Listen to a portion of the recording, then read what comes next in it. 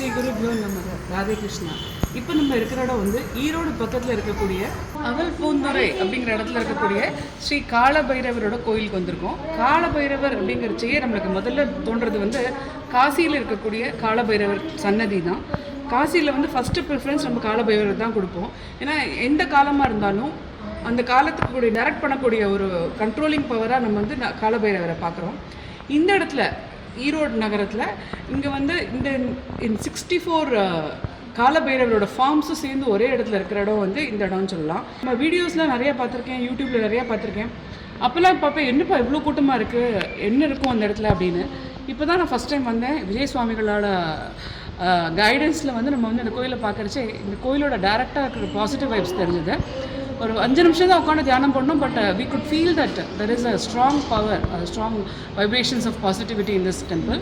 இந்த சேனலை பார்க்குறவங்க எல்லாரும் ஒரு தடவை இந்த கோயிலை வந்து பார்த்துட்டு அவங்களோட ப்ரிஃபரன்ஸ் படி கண்டினியூஸாக அந்த கோயிலுக்கு சப்போர்ட் பண்ணணும்னு வேண்டிக்கிறோம். நமது தென்னக காசி பைரவர் திருக்கோவிலில் நாள் முழுவதும் அன்னதானம் நடைபெறுகிறது.